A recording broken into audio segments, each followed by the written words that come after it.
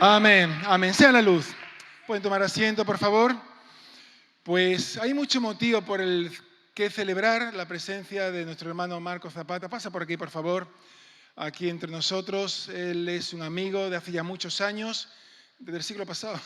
Sí, nunca mejor dicho, claro. Y la verdad es que siempre Marcos es un referente en todo el país por toda su labor. Desde que empezamos la obra social, ella también trabajaba allí en Lugo. Cuando se empezó el programa de menores, María Luisa y Javier Serrano, como presidente de la asociación en aquel tiempo, echamos mano también de ello porque ellos desarrollaban una labor impresionante con la asociación Dignidad allí en Lugo. Además, también, como decíamos esta mañana, es de una provincia del interior, al igual que Córdoba, y desarrollan una labor preciosa en una iglesia también de crecimiento que me gustaría también que ellos pudieran compartir a continuación. Aparte, pues es un ministerio con una gran proyección por la cuestión no solamente de la alianza evangélica, sino que eso ha sido posterior, sino por todo lo que el Señor ha puesto en sus manos. La verdad que estamos muy contentos como iglesia de que Él pueda estar aquí, porque además venimos compartiendo desde hace ya un tiempo la dirección que el Señor está marcando a la iglesia, al liderazgo, con el tema del discipulado, de reestructurar la iglesia en una visión de discipulado donde realmente sea esto lo fundamental. Venimos compartiendo varias predicaciones y mirar cómo es la cosa que la semana pasada, sin que fuese una predicación evangelística o que de alguna manera pudiera pedir lo que voy a decir, al final de los cultos de la mañana y de la tarde, 3 personas decidieron bautizarse a raíz de lo que el Señor también le había hablado. Así que Dios está trabajando, Dios está obrando y creemos que el discipulado viene del corazón de Dios. Y ellos, en su iglesia, están desarrollando un proceso hace ya 4 años, ¿no? 4 años que realmente ha sido todo un proceso de transformación, de cambio, que ha duplicado la membresía de la iglesia. Fijaros qué importante también el tema. Por eso decíamos que si pudiéramos aprovechar por la mañana y por la tarde, que lo pudiéramos también disfrutar. Algunos estáis aquí repitiendo el culto de la mañana, así que bienvenido también de nuevo a todos vosotros, pero queremos recibir con fuerte aplauso de cariño también a nuestro hermano Marcos. Está en tu casa, Marcos. Muchas gracias. Bueno, muchas gracias de corazón. Ya estuve por la mañana con vosotros y, bueno, ¿cuántos sois de la mañana? Bueno, de la mañana sois todos estos. ¿Nuevos de la tarde? ¡Ay, qué bien os lo vais a pasar conmigo! Bueno, primero felicito a los músicos. Me encantó. Con 2 guitarras y 2 voces extraordinarias. Nos ayudaron a entrar en la presencia de Dios. Muchas gracias, porque en la simplicidad y en la sencillez también está el poder de Dios.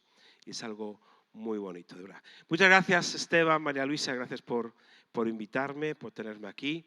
Al mediodía estuve con algunos líderes comiendo, fue un tiempo muy, muy bueno.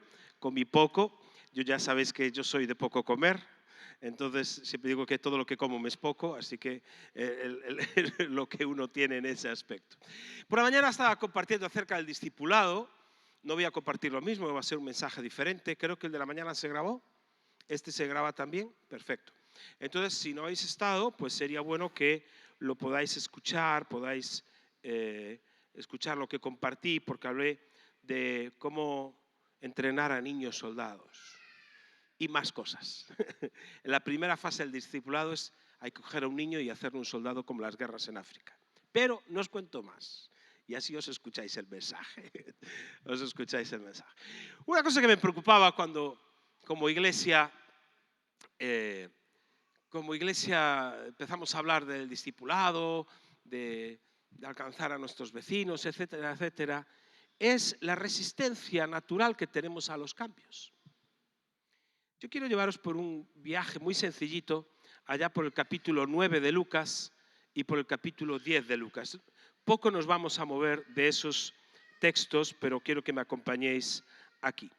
Dice el capítulo 9 de Lucas, dice así. Versículo 1, disculpe. Habiendo reunido a sus 12 discípulos, les dio poder y autoridad sobre todos los demonios y para sanar enfermedades, y los envió a predicar el reino de Dios y a sanar a los enfermos. Y les dijo, no toméis para nada en el camino ni bordón, ni alforja, ni pan, ni dinero, ni llevéis 2 túnicas, y en cualquier casa donde entréis, quedad allí y de allí salid, y donde quiera que ellos no os reciban, salid de aquella ciudad y sacudid el polvo de vuestros pies en el testimonio contra ellos. Y saliendo, pasaban por todas las aldeas anunciando el evangelio y sanando por todas partes. Jesús los llama, en Marcos 3 nos habla también de que los llama para estar con él y para enviarlos a predicar, los llama y enseguida los capacita, les da poder, les da autoridad. Ahora todo eso se llama empoderar, que es una palabra nueva que en estos últimos años se utiliza mucho, y les muestra qué es lo que tienen que hacer, ¿verdad? Como recordábamos, Jesús te llama para que hagas algo en ese sentido. Y les dice que les da poder y autoridad para echar fuera demonios, para sanar a los enfermos y para predicar el reino de Dios. Y ellos que estaban entusiasmados empiezan a hacer todo eso y Jesús les muestra el cómo se hace eso. Y en el capítulo 9 seguimos, en el verso 10, después de que ministraron a todas las multitudes y estaba toda la gente y les siguen, dice verso 11, que les recibió, toda la gente lo supo que estaba allí, les siguió y les recibió, les hablaba del reino de Dios, sanaba a los que necesitaban ser curados, pero el día empezaba a declinar. Dice, y acercándose los 12 le dijeron, despide a la gente para que vayan a las aldeas y campos alrededor y se alojen y encuentren alimentos porque aquí estamos en lugar desierto. Y él les dijo, dadles vosotros de comer. Y ellos dijeron, no tenemos más que 5 panes y 2 pescados, a no ser que vayamos nosotros a comprar alimentos para toda esta multitud. Todos conocéis, y si no conocéis, pues la alimentación de los 5.000, y no os la voy a explicar, porque si no, no es el tema. Jesús mismo les muestra cómo ejercer la autoridad y cómo ejercer ese poder. Ellos entusiasmados, echando fuera demonios, sanando, pero cuando ya se cansan de ministrar a tanta gente, les dice, Señor, despide a la gente. Fijaros, los discípulos diciéndole a Jesús cómo tiene que ejercer el ministerio. El discípulo diciéndole al maestro lo que tiene que hacer. Señor, estamos cansados, os voy a hacer versión Marcos Zapata, ¿vale? Estamos cansados de todo el día ministrando, todo el día la multitud, tantos enfermos, tanta gente. Sí, necesitamos un tiempo para nosotros mismos. Despide a la gente. Dice Jesús, no. Ahora les vais a dar de comer. ¿Quién, yo? Sí, tú. Pero Señor, dicen otros textos, es decir, ni con 200 denarios tendríamos para comprar comida para tanta gente. Y aunque tuvieran 200 denarios, a ver qué panadería tienes pan para alimentar a 10.000 o 12.000 o 15.000 personas que había ahí, porque 5.000 eran hombres. El milagro que iba a suceder era tremendo, porque se altera cuando Jesús multiplica el pan y los peces y se multiplican las manos de los apóstoles, se altera el tiempo y el proceso. Porque para hacer pan hace falta tiempo. Y tiene que haber un proceso donde se amasa, donde se cuece, donde, en fin, todos los que sabéis hacer pan sabéis que eso no es así instantáneo. Hay una alteración, incluso genética, hay una alteración molecular, mejor dicho, en el pan, en el pescado, y se produce un milagro. Pero cuando les dice, dadles vosotros de comer, ellos se asombran porque en el fondo, pero Señor, esto no es lo que nos dijiste. Nos dijiste sanar enfermos. Nos dijiste echar fuera demonios. Nos dijiste predicar el evangelio. Pero dar de comer, eso no es el llamamiento que yo pensé que iba a tener. En el fondo, cuando ellos están diciéndole, despide a la gente, Jesús, despide a la gente, lo que le están diciendo es, Señor, nosotros te amamos tanto a ti, pero a estos no los amamos tanto. Nosotros amamos tanto a Jesús y tanto a Dios. Uy, cómo amo al Señor. Y hacer su voluntad. Y echar fuera demonios. Y sanar a los enfermos. Pero la gente se había convertido en el objeto de su ministerio. Eran cosas que tenían que sanar, liberar, pero cuando tocaba servirles el pan, tocaba pasar tiempo con ellos, pues nosotros te amamos ahí, pero no tanto a ellos. Y Jesús reubica, reenfoca, porque Jesús en todo momento, dice el verso 11, dice, cuando la gente lo supo, le siguió y le recibió, les hablaba el reino de Dios y sanaba a los que necesitaban ser curados. En todo momento Jesús predicaba y hacía y demostraba. Entonces Jesús se da cuenta que estos discípulos le aman a él, pero no aman a la gente. Si ves un poquito más adelante, ves cómo pierden el enfoque, porque después de esto, Pedro confiesa que Jesús es el Mesías, es el Hijo de Dios, y seguidamente pues están en el monte de la transfiguración, sigo en el capítulo 9, y en el monte de la transfiguración, cuando se aparece Jesús, se desnuda, por decirlo de alguna manera, su cuerpo transfigurado aparece en ese lugar, es como si se hubiera quitado de alguna manera la piel, aparece la gloria de Dios, Moisés y Elías, y Pedro, ¿qué es lo que piensa? El ministerio debe ser esto. Hagamos unas enramaditas, porque la gloria debe ser estar aquí en la presencia de Dios, aquí en el culto, aquí hagamos unas enramadas, porque Pedro era bruto, pero comer clavos no comía. Entonces el tipo, cuando vio la gloria de Dios, se quiso quedar ahí. ¿Y qué pasó? Mientras él aún hablaba, dice el texto, tiene que pararlo el mismo Padre del cielo, porque él no paraba de hablar. Dice, este es mi hijo amado, a él oíd. El enfoque no es la presencia de Dios, porque inmediatamente después de esto, el verso 37 en adelante, bajan de la presencia de Dios, bajan del monte santo, no de la presencia de Dios, la presencia de Dios está en todo momento, bajan y se encuentran a una gran multitud que sale al encuentro, y de en medio de la multitud, verso 38, sale un hombre y que dice, maestro, te ruego que vengas, veas a mi hijo, que es el único que tengo. Y sucede que un espíritu le toma y de repente da voces y le sacude con violencia y le hace echar espuma, y estropeándole a duras penas se aparta de él. Y le rogué a tus discípulos que echasen fuera y no pudieron. Respondiendo Jesús dijo, oh generación incrédula y perversa, ¿hasta cuándo de estar con vosotros y os he de soportar? Trae acá a tu hijo.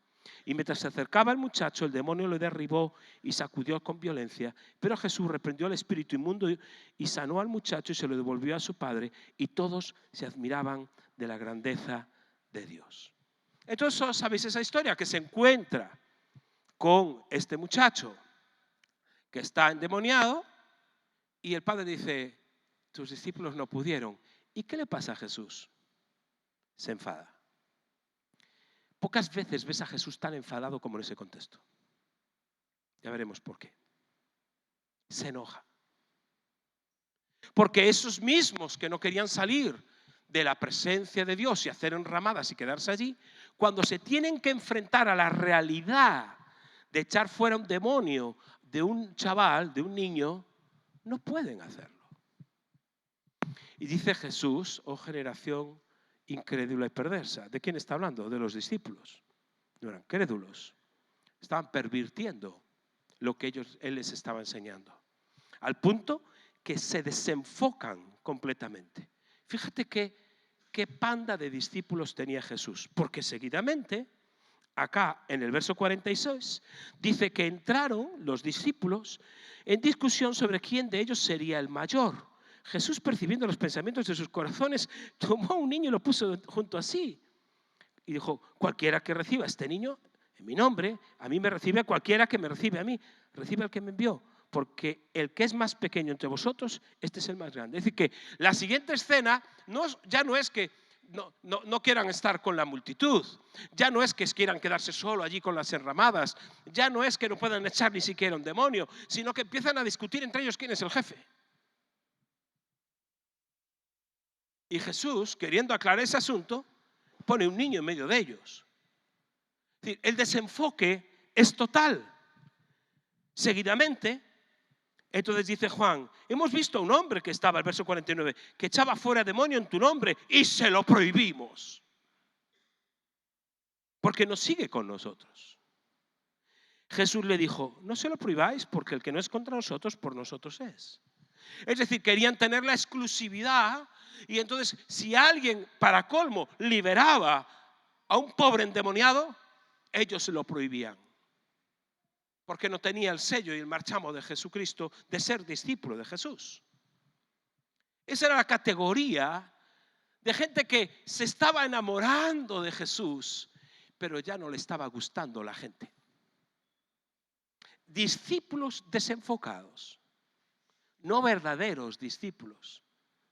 Discípulos de nombre, pero desenfocados al punto que sigues en el texto del capítulo 9, que cuando se cumplió el tiempo, dice verso 51, cuando se cumplió el tiempo que él había sido recibido arriba, firmó su rostro para ir a Jerusalén y envió mensajeros delante de él, los cuales fueron a entrar en una aldea de los samaritanos para hacerle preparativos. Mas no le recibieron, porque en su aspecto era como de ir a Jerusalén. Es decir, tiene que ir a una aldea para ir a Jerusalén, samaritanos que no se llevan bien con los judíos, y dice, aquí no podéis parar. Viendo esto, los discípulos, Jacob y Juan, dijeron, van a Jesús y dice, no nos dejan pasar la noche ahí en la aldea. Ah, no. Señor, ¿quieres que mandemos que descienda fuego del cielo como hizo Elías y los consuma? Yo soy Jesús y miro esa pandilla y los echo a golpes a todos. Y Jesús, fíjate lo que les dice. Entonces, volviéndose, hay una señal como que se para. Hay un gesto de, aquí tengo que pararme. Hay que parar este asunto. Volviéndose él, los reprendió diciendo, vosotros no sabéis de qué espíritu sois, porque el Hijo del Hombre no ha venido para perder las almas de los hombres, sino para salvarlas. Y se fueron a otra aldea. Esta es la categoría de gente, de discípulos en lo que se habían convertido los 12. Gente que lo amaba a él, pero que no amaba a la gente que está afuera. Discípulos que decían ser discípulos de Jesús, pero no amaban lo que Jesús amaba.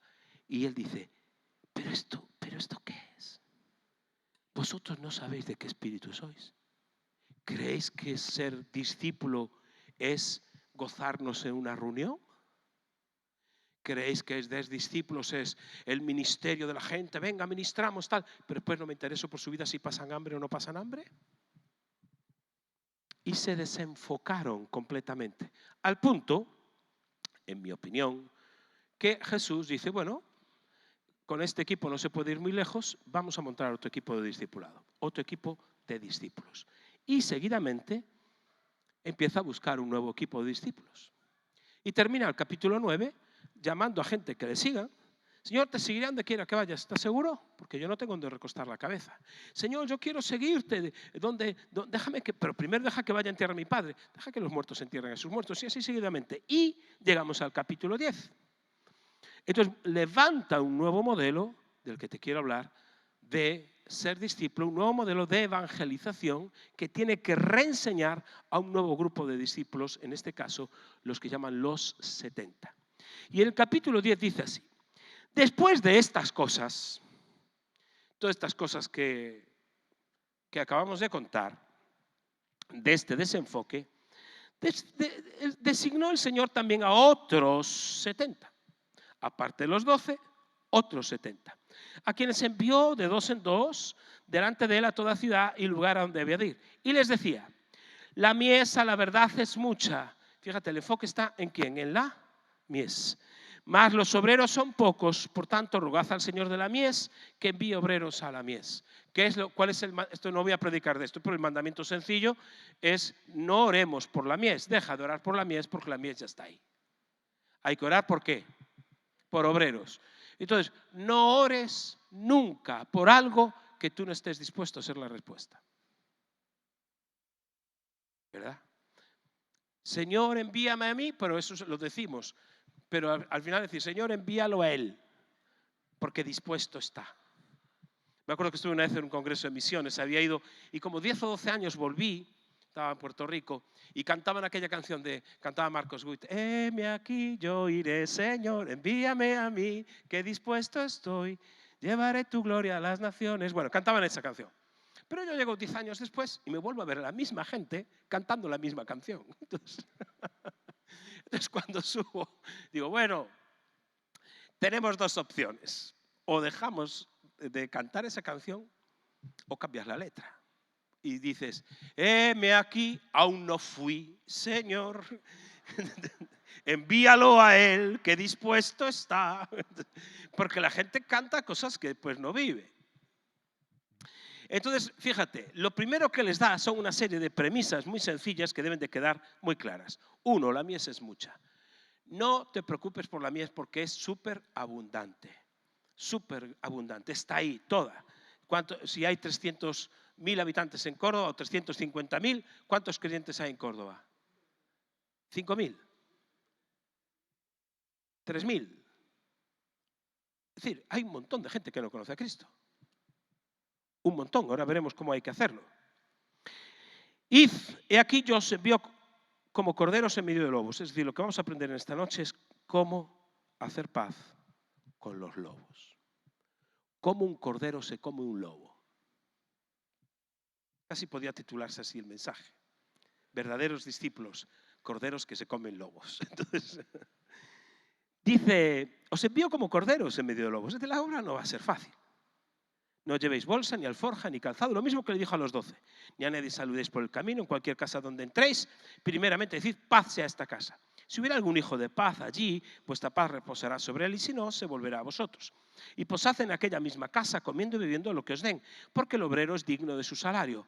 No os paséis de casa, en cualquier ciudad donde entréis y os reciban, comed lo que os pongan delante. Y sanad a los enfermos que en ella haya, y decidles, se ha acercado a vosotros el reino de Dios. Fíjate, es muy sencillo. ¿Cómo hacer paz con los lobos? ¿Cómo alcanzar? ¿Cuál es el propósito que Jesús tuvo que reorientar? Porque el enfoque de Jesús estaba en la gente que se estaba perdiendo, se estaba puesta en un niño que estaba endemoniado, en una multitud que estaba hambrienta. El enfoque de Jesús no estaba ahí en el monte de la transfiguración, eso fue otra cosa. Entonces les dice una cosa muy sencilla. Son 4 pasos que nosotros como iglesia, todos a nivel particular, practicamos en todo momento, todos los días y a todas horas. Yo mismo aquí en Córdoba lo estoy haciendo. Lo primero, ora. Dice, en cualquier casa donde entréis, decid primeramente, paz sea a esta casa. ¿Qué tienes que proclamar? La paz sobre los lugares. Deja de hablar mal de la tierra a la cual has sido enviado. Deja de quejarte del trabajo donde estás. Deja de quejarte de lo mal que están las cosas. Empieza a declarar paz. Entras en una cafetería, Señor, declaro paz a este lugar. Ora, bendice ese lugar. Señor, bendigo este lugar. Porque dice, si hubiera allí algún hijo de paz, vuestra paz reposará sobre él. Y si no, volverá a vosotros. ¿Qué quiere decir eso? Cuando tú estás orando por que haya paz, hay gente que está preparada para recibir el Evangelio, lo que el Evangelio llama hijos de paz. Jesús llama hijos de paz. Gente que está lista, que está preparada para recibir el Evangelio. Entonces yo entro en el hotel, en el hotel en el que estoy, y oro, Señor, si hay algún hijo de paz en este hotel, si hay algún hijo de paz, dame una oportunidad de poderle predicar el Evangelio. Por ahora no ha pasado. Tampoco paro mucho en el hotel. Llego por la noche y me voy por la mañana. Es decir, que no ha habido mucho. Y aquí esto está lleno de hijos de paz. Espero. Entonces, si alguno que no sea hijo de paz, que me lo diga, que lo convertimos. Fíjate, si hay un hijo de paz, empieza a hacer eso. ¿Qué es lo que hacemos nosotros? ¿Qué es lo que hago yo? Voy a hablar de mí. Yo constantemente, aunque parece que voy a comprar al Carrefour, yo no solo voy a comprar al Carrefour, voy a ver si hay un hijo de paz. Tengo que ir. Entonces, voy, Señor, si hay un hijo de paz aquí. Y es una oración que hago mental. Una hija de paz. Si la hay, ponla en mi camino. Entonces voy comprando, voy no sé qué, de repente me ocurrió no hace tanto, en el cajero me empieza a cobrar, entonces empezamos a hablar, no esto, porque no sé qué, no sé, ya no me acuerdo ni por qué hablamos, pero de repente dice, sí, porque las cosas están muy difíciles, me dije yo, aquí estamos. Claro que están difíciles. ¿Y sabes por qué están difíciles? Le dije. A veces nosotros no correspondemos, y empezamos a hablar. Y resulta que la mujer había sido creyente hace muchos años,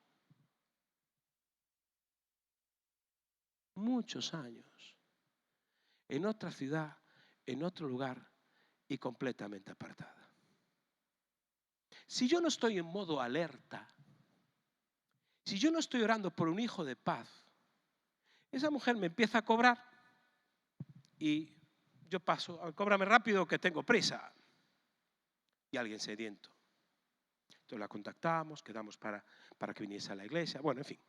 Recuerdo otra ocasión que estábamos un grupo de pastores comiendo en un restaurante, como hoy, y entonces venían unos misioneros colombianos que estaban, y entonces venía el camarero así serio, el camarero muy serio, siempre nos servía muy serio, y él, hola, que Dios te bendiga, toma este folleto, y no sé qué, cada vez que venía el tipo lo increpaba, el misionero, dándole la paliza al pobre camarero, ¿no? Toma esto, tómalo. Y yo diciendo, pero será pesado. Yo totalmente desenfocado, aquí el pastor desenfocado. Será pesado, no lo dejan en paz, no sé qué. ¿Sabes que somos creyentes? ¿Sabes que somos no sé qué? ¿Sabes qué? Y eso de la altura de los postres, dice, mira, y quiero que sepas que estos dos, mi mujer y yo, son los pastores de la iglesia. Porque no sé, ¿conoces algo del evangelio? Dice, sí, conozco y Dios no deja de perseguirme. Ni aquí estoy tranquilo. Dice, además dijo así, estoy huyendo de Dios. Y Dios no deja de perseguirme. Yo en aquel momento me sentí el ser más indigno. No era ni un gusano, era candidato a larva de gusano, porque yo dije, yo soy un carnal. Entonces yo juzgando al misionero que hablaba del Señor, y yo pensando que ese hombre se molestaba y ese hombre había conocido a Cristo en un centro de rehabilitación. Bueno, tenía toda una historia que pues lo conocimos. Hay hijos de paz preparados a nuestro alrededor, en tu peluquería, en el supermercado, en el hotel a donde vas. Recuerdo, tengo tantas historias de esto. Recuerdo en hoteles especialmente, como viajo tanto, pues recuerdo una vez salir de la habitación, entonces veo a las mujeres de la limpieza salir, bueno, pues van a limpiar, sí, bueno, pues nada, que les vaya bien, que Dios le bendiga. Ay, falta me hace, que Dios me bendiga. Y dije yo, sí, ¿por qué lo dice? No, porque a veces el trabajo es muy duro, las cosas no están bien, y tiene alguna necesidad. Si supiera, tengo una hija enferma, y me empieza a contar allí su vida. Oye, que no se la está contando a un camarero, se la está contando a un pastor, a un hijo de Dios, que ha orado por un hijo de paz. Y esa paz estaba reposando sobre ella. Dije, mire, yo soy un hombre de fe. ¿Me permite orar por su hija? Por favor. Y allí oré mismo. Al día siguiente estaba ella con otra empleada que orara también con él. Badajoz, a la entrada de Badajoz, estábamos en un congreso de pastores y, bueno, a esta mujer la contacté con la iglesia esa por ahí de Cataluña, bueno, uno de estos hoteles que están en la costa, como, en fin, y la contacté con la iglesia de allí. Yo siempre dejo el fruto conectado con alguien. Estaba en Badajoz, en un hotel, y estaba con un pastor hablando, yo, los demás, pero yo no sé, hay un hijo de paz en este hotel. Estaba hablando, el camarero sirviéndonos el café, y todos hablando, y nos dice, perdone que les moleste. Dígame, ustedes son curas. Yo, ya, clan, hijo de paz, hijo de paz. Entonces, alguien ya preparado para escuchar. Dije, no somos curas, pero somos pastores, bla, bla. Y dice, no me digan qué tal. Entonces, sin pedirle nadie nada, me empieza a contar que tiene un hijo con una enfermedad incurable, que, bueno, me cuenta un dramón. Dije, no me diga, ¿y qué años tiene su hijo? 17. Dice, ¿me permite que ore por su hijo? Sí, pero ¿cuándo lo va a hacer? Ahora, aquí. Y yo, sí. Porque acordaos que la Biblia dice que oremos en todo lugar. Pero vamos al comedor, ya había acabado la comida, entonces estaba el comedor vacío, salimos de la barra, abrió la puerta, nos fuimos al comedor, estaban las mesas vacías, un lugar así grande, entonces oro por él, oramos. El otro pastor venía conmigo como diciendo, aquí qué pasa, no estoy, como yo con el colombiano, ¿no? Entonces desubicado, estaba allí desubicado. Oro por él y cuando acabamos de orar, me dice, ¿pueden esperar aquí un momentito? Y yo, sí, claro, cómo no. Se mete en la puerta de cocina, una puerta así parecida a aquella negra doble hoja. Se mete dentro y nada, no tarda ni 2 minutos. Aparece con 3 mujeres. La cocinera y 2 de servicio, 2 pinches de cocina. Entonces se arreglaron, se pusieron así, se quitaron el gorro y dijeron, ¿podía orar por nosotras? Y dije yo, claro, ¿cómo no? ¿Cómo no? Vamos a orar. Y oramos por todas ellas. Todo eso, para poner un ejemplo, lo contacté, él conocía una iglesia evangélica de Vista en Badajoz, bueno, en fin, hicimos el contacto para que estuviera allí. Todo esto para hablar de que el primer paso es orar, y si hay un hijo de paz, la paz reposa ahí. Y si no hay un hijo de paz, dice que vuestra paz, la paz vuelve, es decir, es una bendición. Si tú entras en Carrefour y tienes a 20 cajeras, se va el Señor, bendícela, bendícela, bendícela, bendícela, bendícela. Y no hay ninguna que reciba la paz. ¿Sabes qué hace con toda esa bendición? Vuelve a ti, vuelve a ti, vuelve a ti, vuelve a ti, vuelve a ti. Sales, wow, súper lleno de Carrefour. Entonces, porque eran todos unos incrédulos, pero yo salgo bendecido. Porque dice que la paz vuelve a ti. Número 1, número 2. Dice versos 7 y 8. Si hay alguien así, y posan en aquella misma casa, comiendo y bebiendo de lo que os den.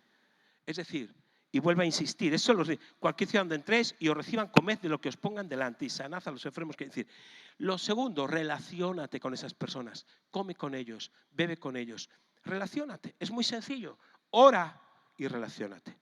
La relación a veces puede llevar semanas, puede llevar meses o puede llevar instantes, como nos pasó con estas mujeres o estas personas en un hotel. Relaciónate, relaciónate como ellos quieren. No digas, ay no, es que eso es pecado, ay no, tranquilo. Mira, para un judío comer y beber de lo que te pongan, ellos con lo exquisitos que son, era muy raro. Y dicen, no, de lo que te pongan. Relaciónate. Relaciónate con ellos. 3. Si hay un enfermo, sánalo. Oye, que te ha sido dado poder para hacerlo. Así que, si tienen un problema, te toca resolverlo.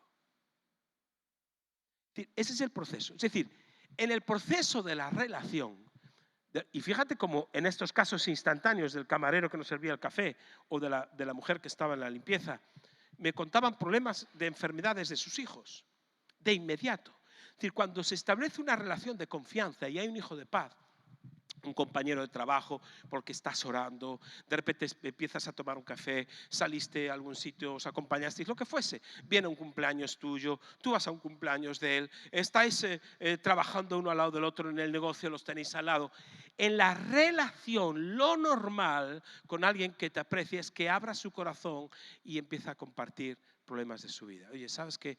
¿No he descubierto que mi hijo está fumando porros? No me digas sí. O me acabo de enterar que mi hija está saliendo con uno que yo es que no lo puedo ver delante. Me entero que lo mato a él y mato a mi hija si hace falta, lo que sea. Pero estoy diciendo, o te enteras que una enfermedad, o que han despedido, o que está pasando un problema emocional, o que su esposo lo dejó, su esposa lo dejó, o que está pasando un maltrato, lo que fuese. Dice, si alguien te abre el corazón, tienes el deber, porque te ha sido dado la autoridad y el poder para ministrar esa necesidad. Es decir, si en la relación tú ves que alguien está pasando necesidad, no solo tienes que orar y decir, Señor, que pueda comer hoy, tío, vete a comprarle un bocata y dale de comer. O comprarle una bolsa de la compra, porque en esa relación, cuando surgen las necesidades, tienes que ministrarlas. Ora. 1, 2, relaciónate. 3, ministrale. Y 4, último paso, dice, y sanad a los enfermos que en ella haya, es decir, soluciona ese problema, y decidles, ¿qué es lo último? Se ha acercado a a vosotros el reino de Dios. ¿Qué es lo último que hacemos? Predicamos. Cuando la gente ve la gracia de Dios, entonces se para para escuchar la verdad. Cuando Jesucristo es anunciado en el Evangelio de Juan, se le anuncia como que, y dice el Evangelio de Juan capítulo 1, la gracia y verdad vinieron por Jesucristo. Y lo dice 2 veces. Por Moisés vino la ley, pero la gracia y verdad vinieron por Jesucristo. Siempre es gracia y verdad. Ahora, ¿qué ha hecho el diablo? Nos ha engañado para que nosotros esas verdades que son binarias le demos la vuelta.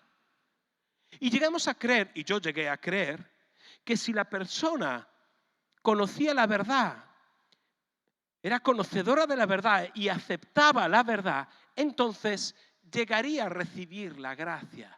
Ah, pero no. Descubro que no es así.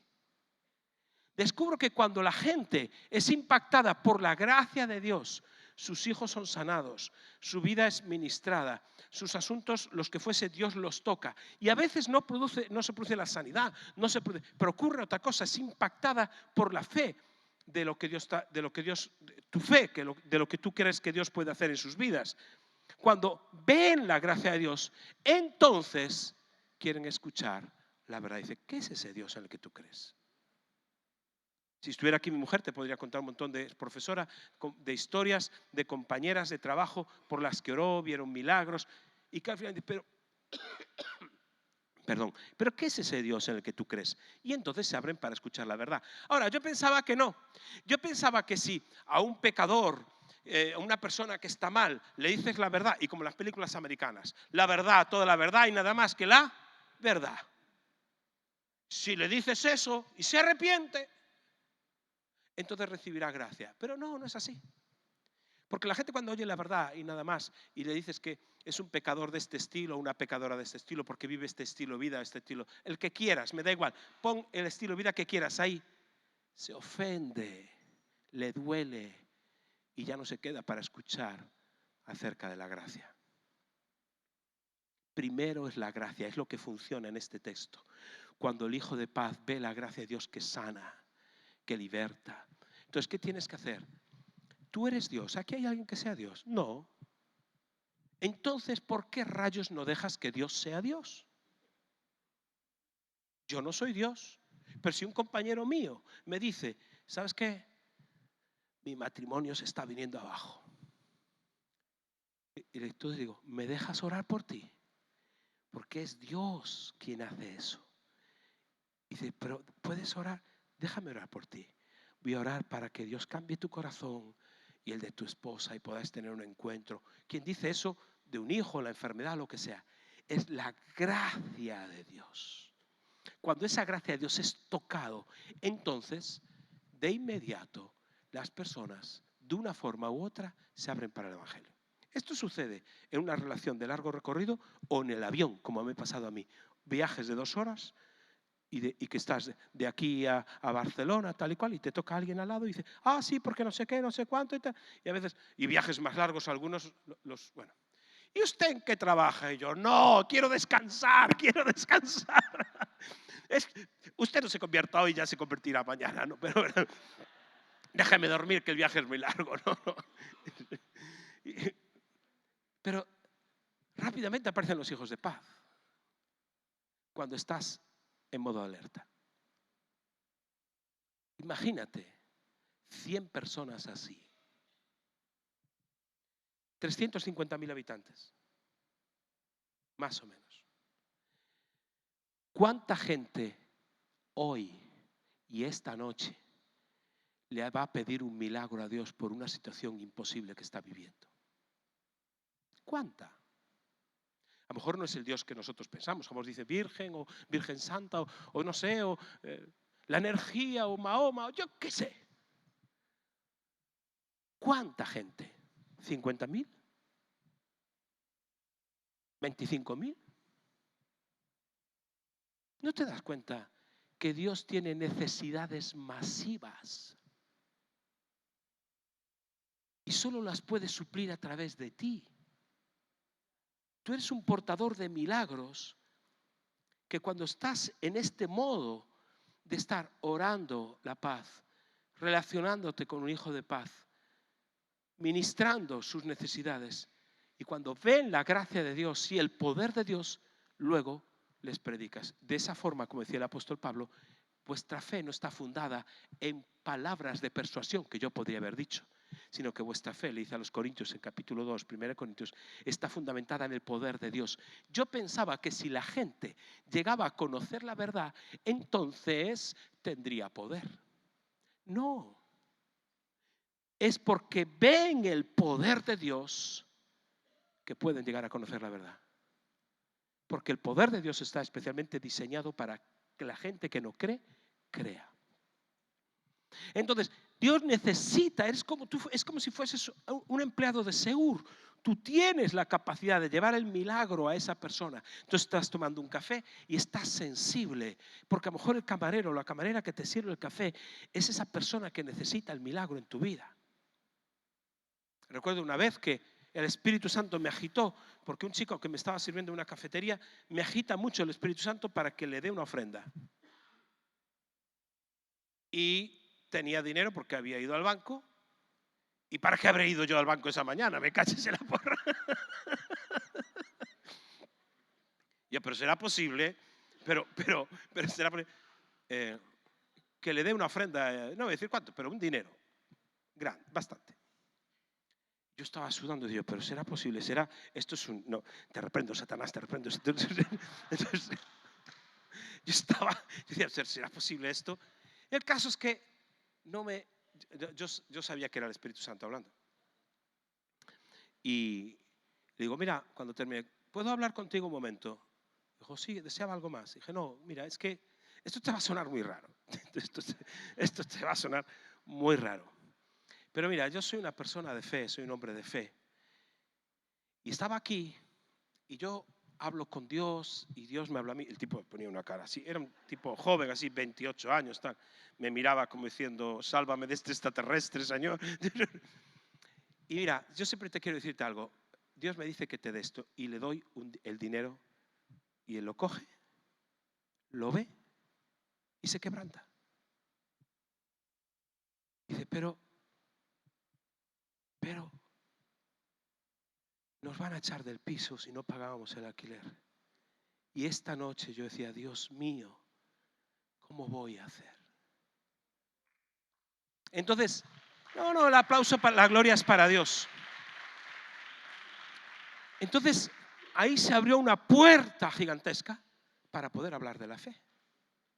Entonces, ¿cómo voy a hacer? Gente que está clamando a Dios en necesidades masivas, pero nosotros, Señor, despídelos porque ya me molestan. Jesús dice, ¿cómo? Les vas a dar de comer tú. ¿Qué es un verdadero discípulo? ¿El que solo ama a Dios y no ama al prójimo? Luego está el mundo esperando por gente como tú, que no va como hacía yo antes. Yo, en vez de hacer estos 4 pasos, orar, relacionarme, ministrar y predicar, yo lo que hacía siempre era al revés. Quería predicarles y quería que me dejasen ministrarles. Como no me querían dejarles ministrar, no me podía relacionar con ellos porque dice, tú eres muy religioso, tú eres ¿cómo? Y en vez de orar por ellos, bendecirlos, acababa maldiciéndoles, tú te vas a perder, te vas al infierno, todo al revés. Entonces acababa maldiciendo a la gente, ¿pero esto qué es? ¿Qué película es en la que estamos? Por eso, fíjate lo que dice cuando el apóstol Juan escribe, a Jesús lo describe así. Para esto, no hace falta que lo proyectes, primera Juan 3:8. Para esto apareció el Hijo de Dios, para deshacer las obras del diablo. Para esto apareció el Hijo de Dios, para deshacer las obras del diablo. Para esto apareció el Hijo de Dios. ¿Dónde están las obras del diablo en esta ciudad? Pues ahí tiene que estar la iglesia, porque ahí está Dios. Y ahí debes de estar tú. Ahora, no vas como loco, allá voy, no, sino que estás orando, estás paseando por la ciudad y orando, estás entrando en un supermercado y dices, Señor, si hay un hijo de paz, en tu peluquería, como decía antes, en tantos lugares donde en el mercado, donde estés, siempre. Y si una persona que te viene a comprar, si tenéis algunos mercadillos, lo que sea, te viene a comprar zapatos y es el hijo de paz. Y en vez de hablar de religión, dices, ¿qué tal? Dice, no, estamos pasando la crisis que hay. ¿Por qué? Mira, Dios también ayuda así a los que son. Y tú ya empiezas. Pero lo último es predicarle y es ministrarle. Fíjate, ¿os acordáis? Que Jesús, por eso dice, para deshacer las obras del diablo, Jesús cuando ve que ese niño endemoniado, en el capítulo 9, ese niño endemoniado no puede ser liberado, Jesús se enfada muchísimo. Sin embargo, en el capítulo 10, a estos 70 que envía así, fíjate cómo va el capítulo 10. Dice, vamos a ver, dice el verso 17, volvieron los 70 con gozo, diciendo, Señor, aún los demonios se nos sujetan en tu nombre. Y les dijo, yo veía a Satanás caer del cielo como un rayo. He aquí os doy potestad de hollar serpientes y escorpiones y sobre toda fuerza del enemigo y nada os dañará. Está hablándole a estos 70 que están evangelizando de esta manera. Pero, y aquí hay una corrección, pero no regocijéis de que los espíritus se os sujetan, sino regocijaos de vuestros nombres que están escritos en los cielos. En aquella misma hora, verso 21, Jesús se regocijó en el Espíritu y dijo, yo te alabo, Padre, Señor del cielo y de la tierra, porque escondiste estas cosas de los sabios y los entendidos y las has revelado a los niños. Sí, Padre, porque así te agradó. Es decir, cuando viene gente a Dios y le da noticias de que el mundo de las tinieblas retrocede, Dios se alegra, se agrada. Dice, estos mis hijos están siendo como yo, han venido a deshacer las obras de Satanás, están haciendo retroceder el infierno. Dice que se goza cuando su pueblo no logra echar fuera el mundo espiritual ni deshacer las obras de Satanás. Jesús dice, se enoja, mejor dicho, Jesús se enoja. Dice, pero será una generación incrédula. ¿Hasta cuándo os tengo que soportar? Y cuando la iglesia hace retroceder, rescata las vidas que están atadas por Satanás, rescata a las personas que están absolutamente anonadadas, que están engañadas, las rescatas de esa vida que el diablo tiene, dice que a Dios le agrada y Jesús se regocija en el Espíritu. Así que ya sabes algo que le hace alegre a Dios y algo que le enfada.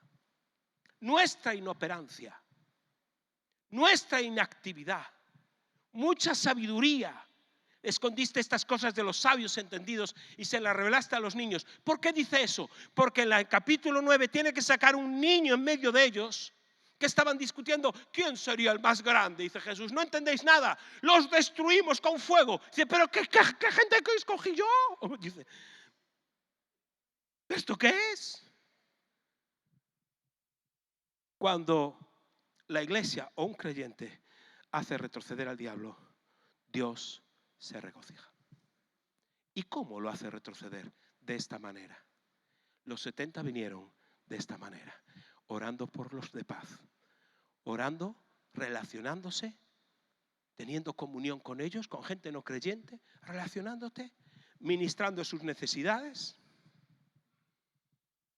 y predicando el evangelio. Por eso, ¿dónde está Dios en esta ciudad? No, Dios está aquí. Claro. Pero este es el ombligo de Dios, como decía Juan Hus, un reformador antes que Lutero, y quemándose en la hoguera que lo quemaron vivo, y deja escrito unos días antes en el calabozo, se me quebranta el corazón viendo que la iglesia piensa, decía él, que es el centro, el ombligo de Dios, como diciendo, ay, somos el ojito de Dios. No, es el mundo que se está perdiendo. ¿Y tú y yo qué somos? Nada más que eso, de Seur, de MRV. No quiero hacer solo propaganda de una casa, ¿vale? Entonces, UPS. ¿Qué más? Somos gente que entrega el milagro que Dios tiene preparado. Pero te puede costar dinero, te puede costar, en fin, desvelos. Por eso fíjate cómo termina el Evangelio de Juan. Y Juan, cuando termina su Evangelio, dice así, último versículo, 21-25 de Juan, dice: y hay también otras muchas cosas que hizo Jesús, las cuales si se escribieran una por una, pienso que ni aun en el mundo cabrían los libros que se habrían de escribir. Amén. Es decir, esto es lo que pensaba Juan, claro, es decir, todas las cosas, que nos queda muy poquito escrito de lo que hizo Jesús, pero el Espíritu Santo dejó escrito lo que tenía que quedar escrito, no otras cosas. Ahora, fíjate cómo acaba el Evangelio de Juan. El Evangelio dice: hay también otras muchas cosas que hizo. ¿Qué hizo? El énfasis está en hacer Jesús. Y solo en 3 años. El Espíritu Santo pone el foco y la atención en las cosas que hizo. El final es todo lo que hizo, no todo lo que dijo. El énfasis no está en lo que Jesús dijo finalmente, sino en lo que Jesús hizo. Y esto tiene todo el sentido, al punto que los discípulos lo captan también, que cuando se escribe el primer libro después de la vida de los discípulos, se llama, aquí yo lo tengo escrito, no sé en vuestras Biblias, pero la mía aparece, Hechos de los Apóstoles. ¿Cómo se llama este libro? Hechos, no se llama Los Dichos de los Apóstoles. No se llama Los Dichos, son los hechos. Entonces a nosotros se nos está llamados precisamente a mostrar un discípulo verdadero que muestra los hechos de lo que Dios está haciendo hoy. Por eso Jesús dice: me seréis testigos. De aquí nadie se mueve. Vamos a aplicar, ya te vimos resucitado, nos vamos a aplicar. No, no, no. Aquí nadie se mueve. ¿Por qué, Jesús? Porque aún ha de venir sobre vosotros el Espíritu Santo. Tenéis que recibir poder para que me seáis testigos aquí en Jerusalén, en Judea, en Samaria, mira, hasta el último de la tierra.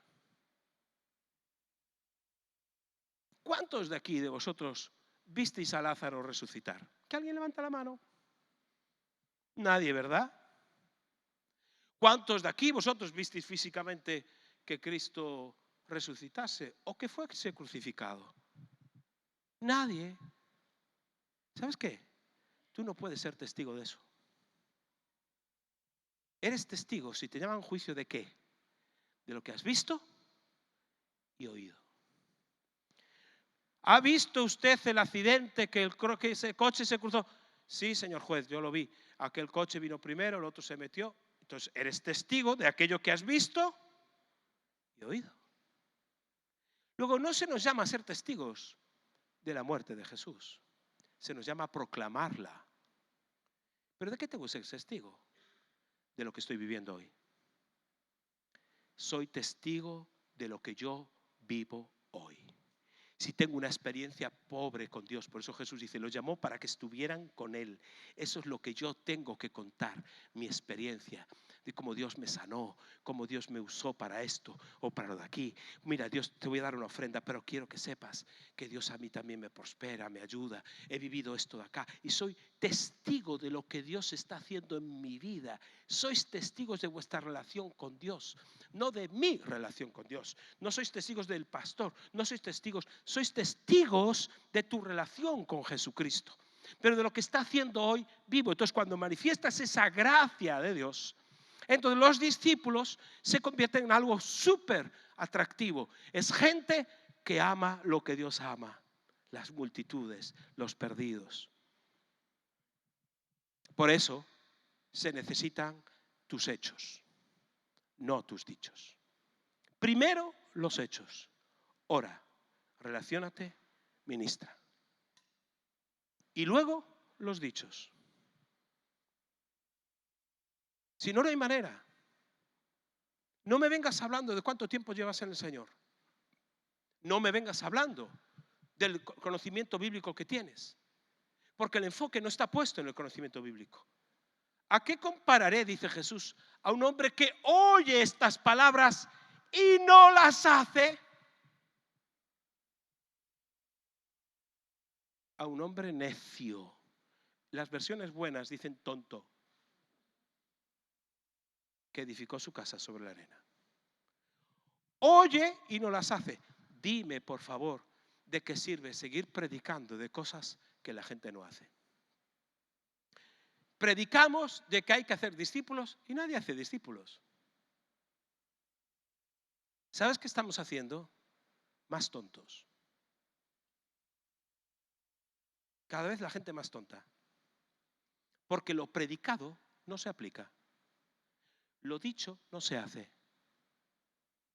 Entonces yo digo, ¡ay, qué predicación tan buena! ¿Qué tal? Si no sales durante esta semana y no pones en práctica el orar por un hijo de paz, el relacionarte con esa persona, 3, el ministrar su necesidad. Puede ser en una semana, puede ser en 10 meses o puede ser en una hora. Y 4, cuando hayas ministrado, poderle predicar. Si no lo haces, te has convertido en más tonto, más necio, más estúpido. Y yo igual. Por eso dije como pastor, no vuelvo a predicar nada en la cual la gente no tenga oportunidad de aplicarlo y ponerlo por obra. Porque Jesús vino a deshacer, no a desdecir, a deshacer las obras del diablo. Y por eso es importante no solo que prediquemos, sino hacer las obras del diablo. ¿Y cómo termina el Evangelio de Marcos? Y termino, porque yo ya son las 9, me vais a echar aquí a patadas. Dije, el Evangelio de Marcos que termina que ellos predicando y Dios respaldando con milagros, señales y prodigios la predicación de ellos. Las puertas cerradas se abren a través de milagros. Los milagros abren los corazones de las personas. Por eso la clave para la evangelización, deja que Dios sea Dios. Métete y ora. Dice, ay, es que no sé qué me da vergüenza. ¿Pero qué dices? ¿Qué tonterías? ¿Qué cuesta? Mira, en todos estos años que estamos practicando esto y que toda la iglesia está en este punto, todos haciendo esto, nunca, jamás, aún me falta el primer caso de la persona que dice, ¿me permites orar por ti? Y me haya dicho no. Porque cuando están en estado de necesidad, hasta el más ateo dice, bueno, yo no creo, me dijo una vez uno, pero si quieres orar. Ay, claro, por si acaso, ¿no? Una vela a Dios y otra al diablo, por si acaso, decía. Entonces, no vaya a ser que sea verdad y que eso funcione, ¿no? Pero cuando ven la gracia de Dios, entonces empiezan a creer. O al menos se abren a escuchar que el reino de los cielos se ha acercado. El reino de los cielos, señores, no es la iglesia. Ni se manifiesta en la iglesia. El reino de los cielos se manifiesta cuando la iglesia está en el mundo dando de comer a esas multitudes, liberando a ese niño endemoniado, sanando a los enfermos, trayendo una palabra de esperanza al desesperanzado, siendo sal, siendo luz de esta forma. ¿Aceptarás tú este reto? Así es fácil duplicar, triplicar y cuadruplicar una iglesia. Porque estará llena de verdaderos discípulos. No desenfocados. Señor, trae juicio sobre Córdoba. Y dice, pero esta gente, no digo que seáis vosotros esos, ¿no? Esta gente, ¿de qué espíritu es? Vosotros no tenéis ni idea de a quién. Es decir, yo no he venido a que la gente se me pierda y condenarla y juzgarla y que venga. Este no es mi negocio.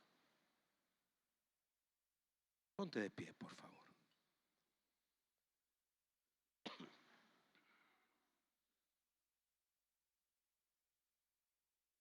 Por eso, amados pastores, no podemos enseñar más cosas si la gente no las pone en práctica. ¿Para qué?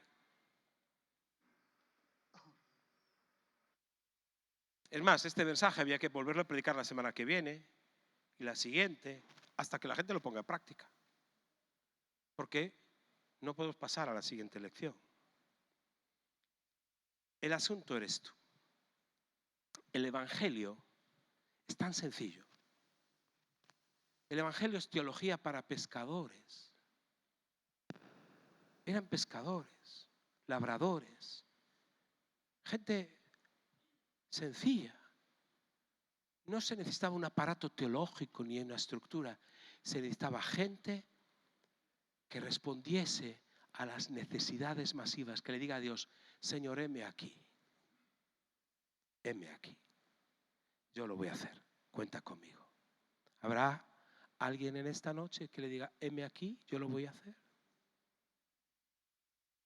¿Hay alguna persona que nos visita hoy por primera vez que nunca haya estado en la iglesia o en una iglesia evangélica? ¿Alguna persona está aquí que nunca haya estado en una iglesia y nos visite por primera vez? ¿Hay alguna persona? Ya habéis estado todos en iglesias. Simplemente, tal vez hayas estado más veces, pero te das cuenta que tú no eres un verdadero discípulo. Basta ya de jugar con Dios. Necesitamos hombres y mujeres de esta categoría, de este calibre. Necesitamos hombres y mujeres que digan: aquí estoy, Señor. No voy a renunciar a dar de comer a multitud. No voy a ser de aquellos que solo piensan en mí, sino que voy a mirar a esos que están endemoniados, que están atados por las tinieblas. Y voy a dejar que tú seas Dios en sus vidas. Espíritu Santo de Dios, ven y obra ahora en cada uno de nosotros. Mira esta congregación, que podamos responder a ser verdaderos discípulos. Mira cada corazón para que se multiplique, para que hable, para que ore bendiciendo en lugar de maldecir. Oh Jesús, toca los corazones ahora. Que seamos una iglesia que te dice: sí, envíame a mí. Señor, y yo te pido que pongas en nuestro camino esas personas que están clamando a ti hoy. Tal vez estén en un hospital o tal vez están tan cerca de nosotros. Pon ese espíritu de alerta en nuestras vidas para que miremos a los que nos rodean y podamos entender su corazón y su clamor. Obra, Espíritu Santo. Bendigo esta iglesia, bendigo esta congregación. Te pido que la multipliques, que sean discípulos verdaderos, que aman lo que tú amas, que no separen la obra poderosa del Espíritu, tocando, sanando, liberando, de la obra de la gracia para predicar. Bendito seas por siempre. Amén. Amén. Aleluya. Gloria a Dios. Cuán grande